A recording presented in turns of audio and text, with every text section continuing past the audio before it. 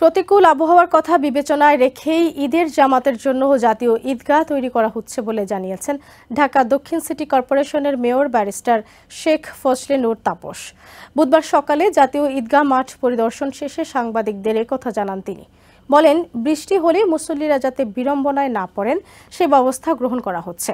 এ সময় বর্জ্য অপসারণের সুবিধার্থে ঈদের প্রথম 2 দিনের মধ্যে কোরবানি সম্পন্ন করার জন্য নগরবাসীর প্রতি আহ্বান জানান ঢাকা দক্ষিণের মেয়র।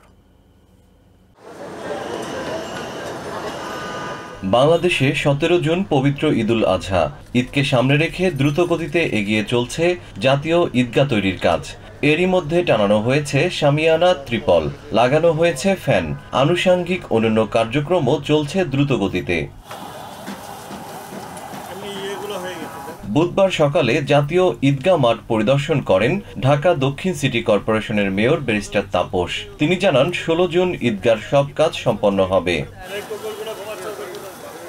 ঈদের প্রধান জামাত অনুষ্ঠিত হবে সকাল 7:30টায়।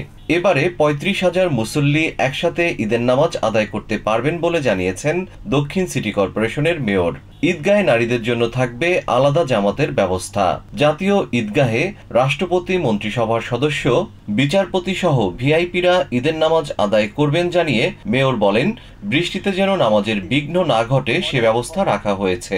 বিপুল বৃষ্টি হতে সম্ভাবনা রয়েছে, তারপরও আমরা গতবারের ন্যায় যে প্রস্তুতি আমরা সম্পন্ন করছি তাতে আমরা আশা করছি 35,000 মুসল্লি এখানে স্বাচ্ছন্দ্যে এই ঈদের জামাতে অংশগ্রহণ করতে পারবেন এবং কোনো জলাবদ্ধতা বা পানির বিড়ম্বনায় পড়তে ইনশাআল্লাহ তাদের হবে না। মেয়র বলেন, কোরবানি উপলক্ষে জবাই করা পশুর বর্জ্য অপসারণে প্রয়োজনীয় যান ও যন্ত্রপাতির মানদণ্ডে ঢাকা দক্ষিণ সিটি কর্পোরেশন আগের যে কোনো সময়ের চেয়ে এখন বেশি সক্ষমতা অর্জন করেছে। এবার বর্জ্য অপসারণের জন্য সিটি কর্পোরেশনের নিজস্ব অর্থায়নে 10 টন সক্ষমতার 25টি ডাম্প ট্রাক ও 10টি পেলোডার সংযোজন করা হয়েছে। বর্জ্য অপসারণের সুবিধার্থে নগরবাসীকে ঈদের প্রথম 2 দিনের মধ্যেই কোরবানি সম্পন্ন করার আহ্বান জানান মেয়র তাপস। আমি সকলকে অনুরোধ করব যে 2 দিনের মধ্যে, ঈদের দিন এবং পরের দিন, এই 2 দিনের মধ্যেই যেন সকল কোরবানি সম্পন্ন করা হয়, যাতে করে এর পরবর্তীতে আর নতুন করে কোনো কোরবানির পশুর বর্জ্য আর সৃষ্টি না হয়। 24 ঘন্টার মধ্যে কোরবানির পশুর বর্জ্য অপসারণের প্রতিশ্রুতি দেন দক্ষিণের মেয়র।